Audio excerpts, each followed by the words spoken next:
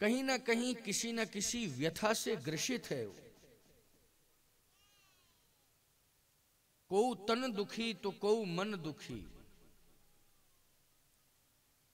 कोऊ तन दुखी तो कोऊ मन दुखी, कोऊ धनविन भया उदास, थोड़े थोड़े सब दुखी सुखी राम के दास। जो राम के दास हैं वो सुखी हैं, इसलिए राम का दास तो बनना पड़ेगा। अगर सुख चाहते हो, शांति चाहते हो, तो राम का दास बनना पड़ेगा।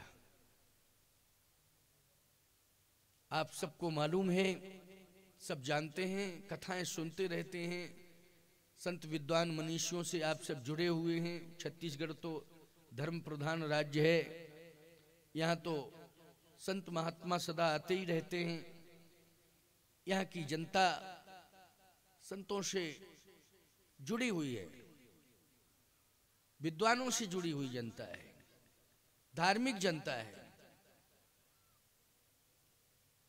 राम जी के सबसे बड़े दास हैं श्री हनुमान जी। क्यों भाई, इस बात को मानते हो कि नहीं? हनुमान जी सबसे बड़े दास हैं भगवान राम। मैं ये मानता हूं, उनसे बड़ा दास तो कोई हो नहीं सकता दुनिया में।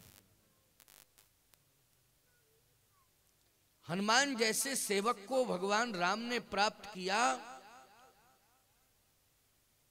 तो अपने को धन्य मान लिया कि मैं आज धन्य हो गया हूं, हनुमान जैसा दास मुझे मिल गया।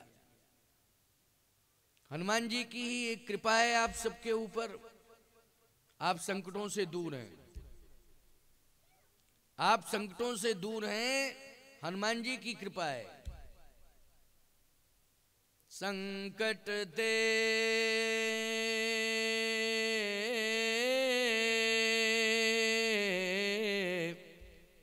हनुमान छुड़ावे,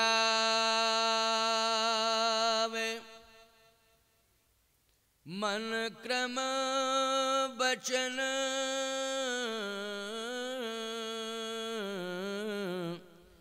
ध्यान जो लावे।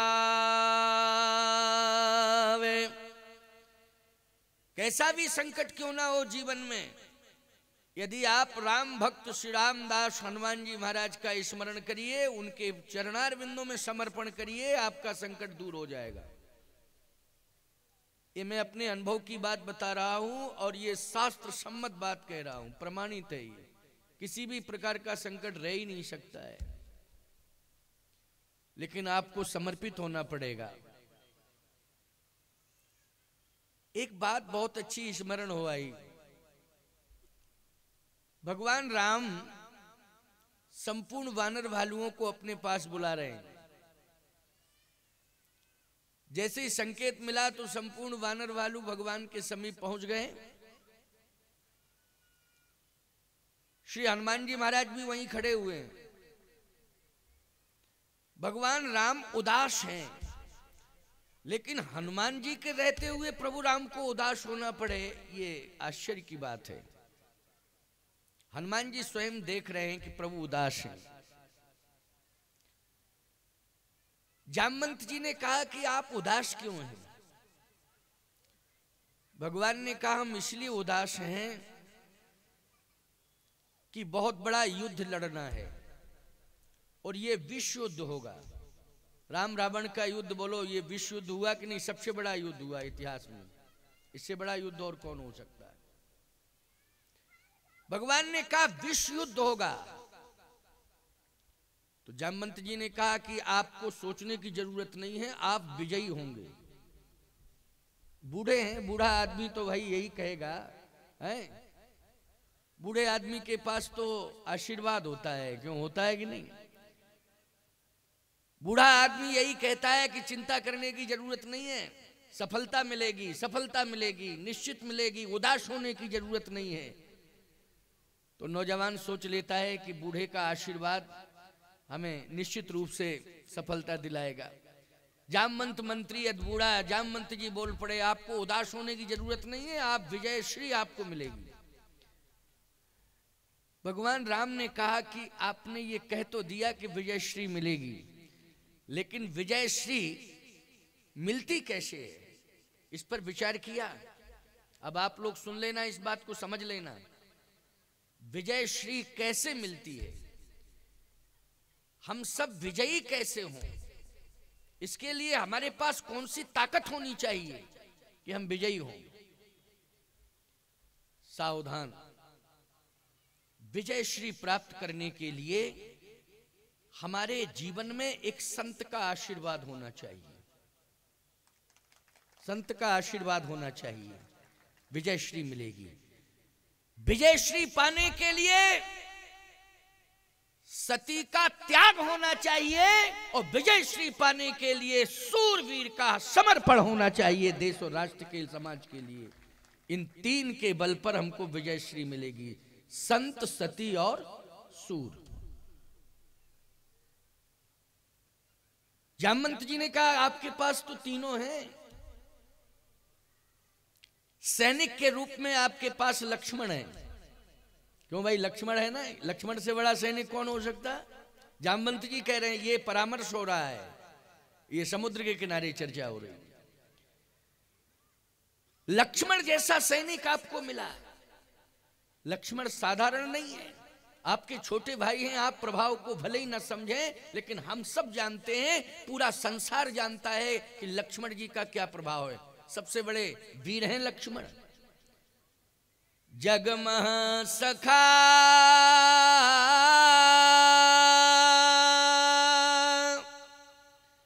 निशाचर जेते,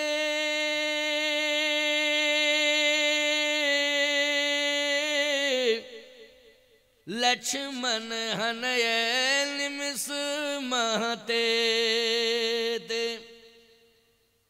जितने बड़े बड़े वीर हैं जो अपने को बाहुबली मानते हैं, एक एक जग जीत सक ऐसे सुभट निकाय, जाय निशाचर भय सम महावीर बलवान, कुंभकर्ण रावण सुभट सुर विजयी जग जान। जामवंत जी ने कहा एक नहीं बचेगा, लक्ष्मण में वो ताकत है। इसलिए आपको ऐसा वीर सैनिक मिला, घबराने की जरूरत ही नहीं, आपको विजय श्री मिलेगी। यदि आप ये कहना चाहते हैं कि सती, तो सती का भी प्रमाण है। आपके जीवन में एक सती तपस्या कर रही है आपको विजय श्री दिलाने के लिए। उसका पति सैनिक बनकर के आपकी सेवा कर रहा है, और उस महासती का त्याग, तप, अयोध्या में 14 साल खड़े होकर के संकल्प लेकर के आपको विजय श्री दिलाने के लिए उर्मिला का तप प्रारंभ हो रहा है। उर्मिला जैसी तपस्विनी आपको विजय श्री दिलाने के लिए अयोध्या में तप कर रही है। बोलो, उर्मिला जी जैसी महासती साधारण है उर्मिला? आपको विजय श्री दिलाने के लिए वो तपस्या कर रही है। केवल एक ही उद्देश्य नहीं है कि मेरे पति के प्राण की रक्षा हो, आपको विजय श्री मिले। श्री राम को विजय श्री मिलने का मतलब है सनातन को विजय श्री मिलना। बोलो, सनातन को विजय श्री मिलना। रामो विग्रहवान धर्म, श्री राम साक्षात धर्म है।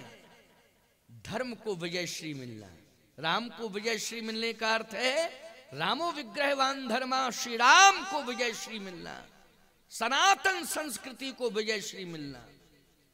इसलिए आपको विजय श्री दिलाने के लिए उर्मिला जैसी महान सती तपस्या कर रही है। अब सोचने की क्या जरूरत है? लक्ष्मण जैसा सैनिक और उर्मिला जैसी सती। आपने कहा कि विजय श्री पाने के लिए एक और शक्ति की आवश्यकता है, वो संत का सहयोग। किसका? संत का सहयोग। तो जामवंत जी ने कहा कि आपको सोचने की जरूरत ही नहीं है, आपके पास सैनिक के रूप में लक्ष्मण है। बेटा यहीं से प्रणाम कर लो, अब बार बार आने की जरूरत नहीं है। नारियल रखो और बैठो, कथा सुनो मन लगा के। टाइम ज्यादा नहीं है और मन की एकाग्रता रहनी चाहिए। बाद में सबको प्रणाम करने का अवसर मिलेगा। 9 बजे तक मैं कथा कहूंगा, और समय का सदुपयोग कर लीजिए। प्रणाम करना है, जो भी रह गए हों जिनके मन में लालसा है प्रवचन के बाद आकर के प्रणाम कर सकते हैं, अभी नहीं करने का है। आशीर्वाद है मेरा, सबके लिए आशीर्वाद है, लेकिन ध्यान से सुनना, ये महत्वपूर्ण बातें आपको बता रहा हूं। समय समय पर ये बातें सुनने को मिलेंगी, ये अवसर बार बार नहीं मिलता है। द्वारकेश जी ने गत वर्ष ही कार्यक्रम सुनिश्चित किया था और बड़ी मुश्किल में 2 दिन का समय उनको मिला था, लेकिन कोरोना के कारण वो नहीं हो पाया। इस वर्ष भगवत कृपा से कार्यक्रम हो रहा है और उनका समर्पण, उनका दृढ़ विश्वास, उनकी श्रद्धा भक्ति, पूरे परिवार की श्रद्धा भक्ति, मीना जी बेटा संघर्ष, बहू रहना, बेटी संस्कृति, इस सब सेवा में लगे हुए हैं और इतना संतुष्ट किया है सेवा से कि जितना आशीर्वाद का खजाना लेके आया हूं वो परिवार के साथ साथ जो भक्त परिवार बैठा है सबको लुटा रहा हूं। जो भक्त परिवार बैठा, परिवार तो है भक्त परिवार है, आप सब हमारा परिवार हो, भक्त परिवार, सबको आशीर्वाद लुटाने के लिए आया हूं। कामतानाथ जी का मैं पीठाधीश्वर हूं, कामदगिरी, जहां राम जी ने 11.5 वर्ष तक तपस्या की। मैं एक बात कहता हूं, आचार्यों ने पीठें स्थापित की हैं, लेकिन सत्य तो यह है कामदगिरी पीठ की स्थापना तो स्वयं भगवान राम ने अपने हाथों से की है। ये तो प्रमाणित है, जहां राम जी ने तपस्या की है उस पीठ की कितनी बड़ी महिमा होगी। उस पीठ का पीठाधीश्वर बनने का सौभाग्य शरीर को प्राप्त हुआ, तो जो उस राम जी का तप है उस पीठ पर है, अगर मैं पीठाधीश्वर हूं तो उस तप के खजाने की चाबी किसके पास होगी? बोलो भाई, मेरे पास होगी कि नहीं होगी? तो जब मेरे पास है तो मैं खजाने से तप निकाल के लाया हूं और पर्याप्त लाया हूं। चलो फिर जाऊंगा यहां से, ऐसा नहीं है कि मैं बचा के ले जाऊं, फिर जाऊंगा तो कामदगिरी खजाने से फिर ले लूंगा, लेकिन जितना लाया हूं वो सब आप जैसे भक्तों के कल्याण के लिए लौटा के जाऊंगा। बस थोड़ा धैर्य धारण करना है। 1 घंटे 9 बजे इस सभा को विश्वामित्र के बाद दिव्य भोजन प्रसाद की तैयारी है, प्रसाद तैयार है, सभी लोग प्रसाद पाके जाएंगे। द्वारकेश जी ने सबके लिए प्रसाद की व्यवस्था की है। ये ज्ञान यज्ञ का प्रसाद है, महत्वपूर्ण प्रसादस्तु प्रसन्नता, बिना प्रसाद के प्रसन्नता कैसी? इसलिए आप सबको प्रसन्नता मिलेगी, ये प्रसाद ही प्रसन्नता है। बहुत ही सुंदर व्यवस्थाएं हुई हैं, इसलिए ठीक 9 बजे के बाद सबको भरपूर प्रसाद ग्रहण करने को मिलेगा। ये भंडारा है। क्या है ये? भंडारा है। तो आओ ध्यान से सुनो। चर्चा कहां चल रही थी भाई? हाँ, हम समझ रहे हैं कि आप सुन रहे हो, हम भूले उले कुछ नहीं थे, हम परीक्षा ले रहे थे कि सुन भी रहे हो कि खाली बैठे ही हो, लेकिन नहीं, सब सुन रहे हैं, अच्छे श्रोता हैं, सजग प्रहरी हैं। इसी तरह से कथा सुननी चाहिए। जामवंत जी ने कहा कि मैंने आपको आश्वस्त कर दिया, आप निश्चिंत हो जाएं, आपके पास ऐसा सैनिक है, जगमा सखा निशाचर जेते, लक्ष्मण हनय निमिषमा देते। आप भले ही लक्ष्मण को न समझ पा रहे हो, सारा संसार लक्ष्मण को समझ चुका है। लक्ष्मण जैसा सैनिक, सूरवीर, संसार में कोई दूसरा नहीं है, वो आपको मिला है और समर्पित है, प्राण देने के लिए तैयार है। वो प्राण से संकल्पित है आपको विजयश्री दिलाने के लिए। उसकी पत्नी उर्मिला महान तपस्विनी आपको विजयश्री दिलाने के लिए तपस्या कर रही है। उसने अन्न जल का त्याग कर दिया है। वो एक दीपक सजाए हुए हाथ में जलता हुआ दीपक लिए है, 14 वर्ष तक खड़ी है, एक पैर केवल खड़ी है, तपस्या कर रही है। ऐसी महान सती आपको विजयश्री दिलाने के लिए अयोध्या में तप कर रही है उर्मिला। आपने कहा एक संत की जरूरत है, तो संत तो बहुत हुए हैं, लेकिन आपको जो संत मिला है वो हनुमंत जैसा संत मिला है। ऐसा संत दुनिया में कौन हो सकता है जिसको हनुमंत जैसा संत मिल गया हो? अब विजयश्री पाने में संदेह है किसी प्रकार का? कोई संदेह नहीं। इसलिए आपके पास तीन तीन महाशक्तियां आपको विजयश्री दिलाने में लगी हैं। अब चिंता करने की क्या जरूरत। भगवान ने कहा कि कभी विपक्ष को कमजोर नहीं समझना चाहिए। समझ लेना इस बात को। जब युद्ध होगा तो विपक्ष को कमजोर नहीं मानना चाहिए। उसके पास भी शक्तियां हैं, रावण के पास भी शक्तियां हैं। जामवंत जी ने कहा आप जैसी शक्तियां, आप जितनी शक्तियां नहीं होंगी। भगवान राम ने कहा बस यही तो भ्रम है। अगर राम को लक्ष्मण जैसा सूरवीर मिला है तो रावण को मेघनाद जैसा सूरवीर मिला हुआ है। मेघनाद ने प्रथम युद्ध में बोलो लक्ष्मण को मूर्छित किया था कि नहीं किया था? किया था मूर्छित। कितनी परेशानी आई। और लक्ष्मण को मूर्छित करना साधारण बात नहीं है, लेकिन मेघनाद में वो ताकत थी कि मेघनाद ने लक्ष्मण को मूर्छित कर दिया। भगवान राम ने कहा कि मेघनाद जैसा सैनिक शूरवीर रावण को मिला है। और यदि सती की बात कर रहे हैं आप, उर्मिला, लक्ष्मण की पत्नी उर्मिला राम को विजयश्री दिलाने के लिए अयोध्या में तप कर रही है, तो रावण को विजयश्री दिलाने के लिए मेघनाद की पत्नी सुलोचना लंका में तप कर रही है। वो भी महासती है। बोलो सुलोचना सती है कि नहीं? उसको साधारण मानते हो क्या? सुलोचना लंका में तपस्या कर रही है वो रावण को विजयश्री दिलाने के लिए। उसका पति मेघनाद साधारण सैनिक नहीं है। तो जामवंत जी ने कहा कि दो ही तो शक्तियां हैं, आपके पास तो तीन हैं, संत हनुमंत। भगवान राम ने कहा कि अगर राम के पास संत हनुमंत है तो रावण के पास संत विभीषण है जो तपस्या कर रहा है। विभीषण जैसा संत लंका में तपस्या कर रहा है। इसलिए तीन मत राम के पास और तीन मत रावण के पास। अब बोलो मत बराबर हैं। अब विजयश्री किसको मिलेगी जब बराबर बराबर? क्यों भाई? तीन मत इधर तीन मत उधर। अब विजयश्री उसे मिल सकती है जिसको एक मत ज्यादा मिल जाए, उसको विजय मिल जाएगी। एक मत का ही तो है चक्कर, बस एक मत मिल जाए तो उसी को विजय मिल जावे।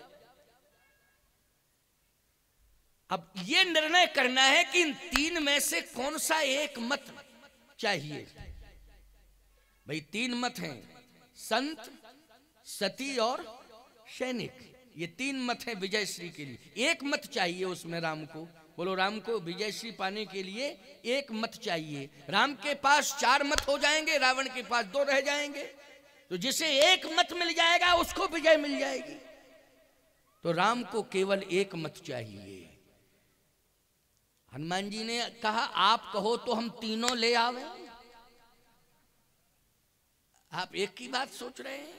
आप कहिए तो मैं तीनों मत ले आऊं, रावण के पास कुछ बचेगा ही नहीं। भगवान ने कहा नहीं, विपक्ष कभी कमजोर नहीं होना चाहिए और विपक्ष को कभी कमजोर भी नहीं करना चाहिए। इस बात का ध्यान रखना है।